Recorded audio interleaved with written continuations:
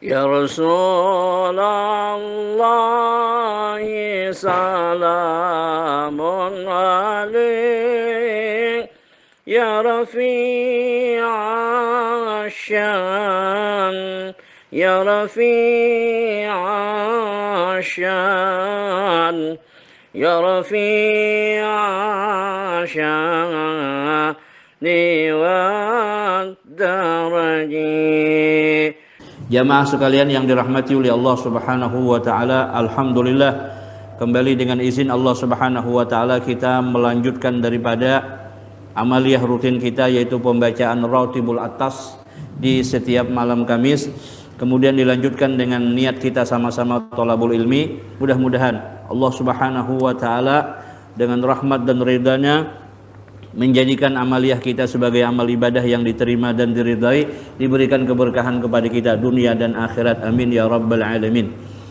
Jamaah sekalian yang dirahmati oleh Allah Subhanahu wa taala, kajian kita masih di sekitar masalah yaitu cabang iman yang ke 45 ialah bersifat ikhlas. Maka di dalam kajian pada 2 minggu yang lalu, di mana di dalam riwayat atau hikayat Al-Habib Abdullah bin Alawi Al-Haddad, beliau menceritakan ada beberapa orang yang datang kepada beliau membawa uang tabungan dengan niat membangun masjid. Akan tetapi beliau menyeleksi. Nah, sehingga di antara yang datang membawa duit tabungan untuk membangun masjid itu tidak semua beliau terima. Permasalahannya apa? Niat. Jadi beliau mengujinya dengan cara pendekatan berupa komunikasi. Kata beliau, ketika ada seseorang datang membawa tabungan hendak membangun masjid, maka beliau memberi nasihat, luruskan niatmu. Lah orang tadi bilang, nggih Beb, saya sudah ikhlas, lurus sudah niat. Apakah semudah itu? Kada. Lalu dicoba Sidin. Ujar Sidin, coba ke sini, duitnya serahkan ke aku. Duitnya serahkan ke aku, kau akan dapat pahala membangun masjid. Dapat pahala orang sembahyang di masjid. Tapi duitnya serahkan ke aku dulu. Terserahku aja duitnya nih, aku bangun akan gak kada kah. Cuman ikam dapat sudah. Pahala membangun masjid dapat, pahala orang sholat di masjid itu dapat. Tapi duitnya julung ke aku dulu. Tasarah kong lagi aku makan sekolah keluarga kak. Ayo mau kada? Oh kada bisa biar itu. Nah di sini kada usah. Dua orang yang model begini. Yang kedua datang membawa tabungan juga. Tapi kata beliau apa? Tabungan kami bangunkan ke masjid. Selesai bangun masjid, kami bentuk panitia. Ini bahasa Jawanya endelalah. Nama ikam tuh nak kada disambet-sambet. Ngarannya masjid pun kada ada juga ngaran keluarga ikam. Kan orang wahini bilanya membangun masjid, dananya cukup, memang duit inya, ngarannya masjid inya sudah. Itu bagus saja juga. Jadi ujar si Habib Abdullah, tidak kami singgung-singgung namamu. Tidak disebut-sebut di dalam pengumuman siapa yang bangun masjid ini, siapa yang menyumbang, kada juga. Aku nakam. Wah, berat kayaknya. Kada usah. Nah, yang ketiga itulah yang lulus begitu. Diserahkan duit, kata Habib Abdullah, luruskan niat. Nggih, sudah Habib. Diuji dengan ujian seperti nomor 1 dan nomor 2 tadi. Apa jawabannya? Uji Habib Abdullah, aku jamin kau dapat pahala membangun masjid. Kau dapat pahala orang ibadah di dalam masjid itu. Ketika kami bangun nanti masjidnya, kami tidak akan menyebut-nyebut nama kamu. Dalam susunan pengurusan tidak dibuat kamu. Apa kata dia? Ini Bib yang aku cari biar aku kada repot. Nah, apa kata Habib Abdullah? Kalau begitu ayo kita bangun sama-sama. Ini yang menunjukkan apa? Keikhlasan tadi. Nah, kita ini kan kadang-kadang bisa aja berbuat kebaikan, tapi begitu kebaikan kita itu sudah lewat, kemudian ada orang berikutnya, paksa minta ungkit. Seorang semalam tuh aja mulainya, wah ini sidanya tuh nyamannya sudah. Nah ini, nang perlu benar dijaga itu. Jadi berbuat kebaikan tuh bagus, mudah, tapi menjaganya sangat sulit. Nah itu bagaimana solusinya? Perlu latihan. Latihan seperti apa? Latihan untuk tidak mengumantari pemberian kita. Sudah diberi, berian. Tapi bila kita memberi itu ada tujuan, maka ketika tujuan kita kada tercapai, kita akan kecewa. Nah, kembali kepada ikhlas di sini. Telah berkata Al-Imam Asy-Sya'rani rahimahullahu taala, manakala meninggalkan oleh Bishri Al-Hafi akan majlis imla'ul hadis, maka mereka berkata, ini Bishri Al-Hafi ini adalah seorang ahli hadis, berikut juga beliau seorang wali Allah Subhanahu wa taala. Jadi beliau ini mengajarkan hadis, mengimlakan hadis kepada murid-murid beliau. Suatu ketika beliau berhenti meninggalkan majelis itu. Maka mereka berkata, apa yang engkau kata kepada Tuhan engkau pada hari kiamat? Kenapa engkau tiada mengajarkan hambaku akan ilmu?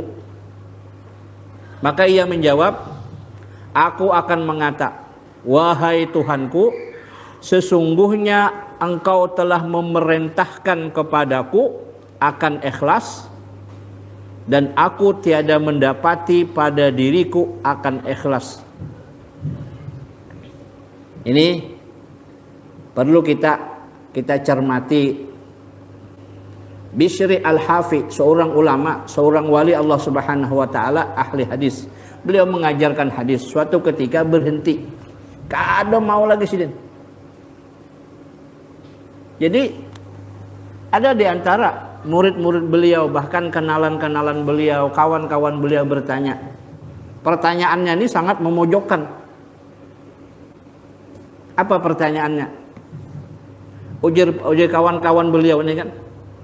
Di antara mereka itu bertanya, apa jawabanmu terhadap Allah Subhanahu wa taala ketika Allah bertanya, kenapa kau tidak mengajarkan ilmu dan kau sembunyikan ilmu terhadap hamba-hambaku? Nah, Sidin menjawab apa? Ujar Bishri Al-Hafi, nanti aku akan menjawab. Kenapa? Jawabannya, Allah menyuruh memerintahkan kepadaku berbuat ikhlas, tetapi kata beliau, di dalam hatiku aku belum bisa ikhlas, maka aku berhenti. Jamaah sekalian yang dirahmati oleh Allah Subhanahu wa taala. Kemudian ini Bishri Al-Hafi tadi beliau ujar Sidin, aku karena di akhirat kalau ditanya oleh Allah taala kenapa kada lagi mengajar, karena aku sin kada bisa ikhlas jadi aku berhenti. Wajar Sidin ini ulama besar ganal sudah. Kita menuruti ampe lain kisah. Jadi harus mengerti dengan kondisi kita. Nah, kemudian kita lanjutkan hikayat bahwa ada seorang pendeta Bani Israel yang telah mengarang 360 kitab.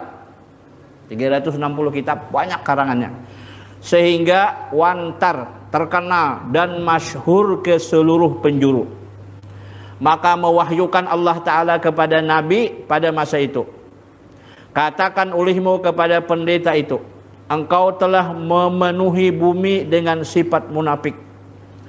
Tiada ia beramal untuk aku.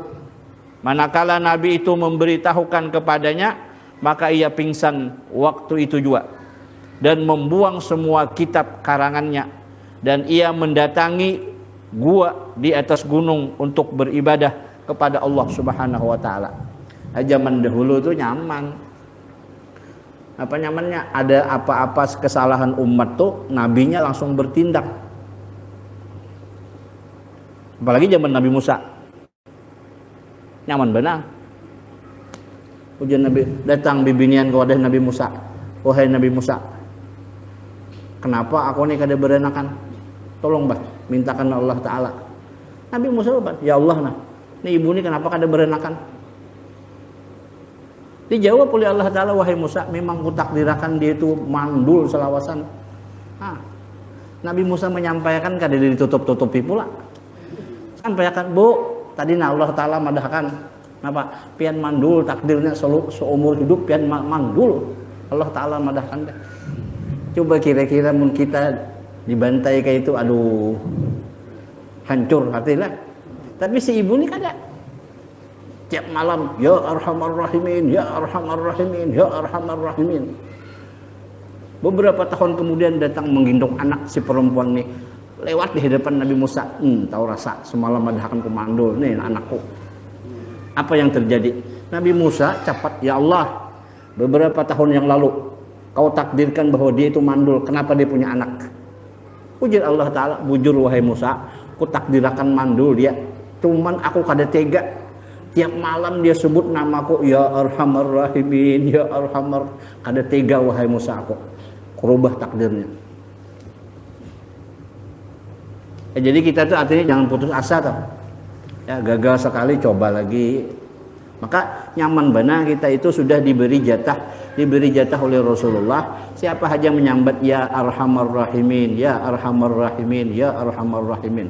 3 kali kata itu diulang, pada kali yang ketiga maka Allah Ta'ala menjawab, sal tu'ta, kau mau minta apa aku beri.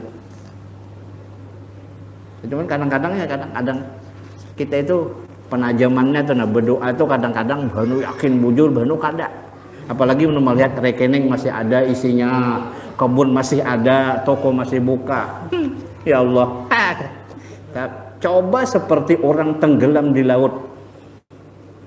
Amma yujibul muttarra idza da'a.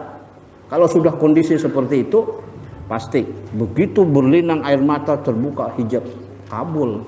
Sungguh.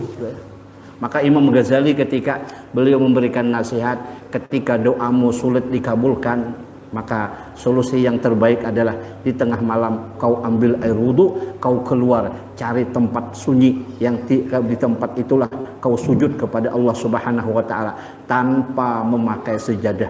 Sujudlah wajahmu di tanah tersebut, kenang dan ingat satu persatu dosa-dosamu masa lalu, kau semua kemudian taubat. Ketika kau meratap, ketika kau menghayati, memintih dengan dosa-dosa tersebut sampai meneteskan air mata, itu pertanda bahwa doamu akan dikabulkan oleh Allah Subhanahu wa Ta'ala. Nah, mudah-mudahan kita dapat taufik hidayah dari Allah Subhanahu wa Ta'ala. Kita lanjutkan minggu depan. Wallahu alam. Al-Fatihah. Bismillahirrahmanirrahim. Alhamdulillahirabbil alamin arrahmanir rahim maliki yaumiddin iyyaka na'budu wa iyyaka nasta'in ihdinas siratal mustaqim siratal ladzina an'amta 'alaihim ghairil maghdubi 'alaihim waladdallin amin. Ya Rabbana i'tarafna bi annana iqtarabna wa annana asrafna ala laza ashrabna fatub alaina taubah taghsilu kulla haubah wasur lana al-awrati wa aminir rawati waghfir li walidina rabbi wa mauludina wal ahli wal ikhwani wa sairil khillani wa kulli zi mahabbah au jiratin au suhbah wal muslimina ajma'ina rabbi asma' fadlan wajudan mannan la biktisabin minna bil mustafa rasuli nahza bi kulli suli salla wa sallam rabbi alaihi addal habbi wa alihi wa sahbi adada tashi suhbi walhamdulillahi fil bad'i wat tanahi walhamdulillahi fil bad'i wat tanahi bi fadli subhana rabbika rabbil izzati amma yasifun wa salamun alal mursalin walhamdulillahi rabbil alamin.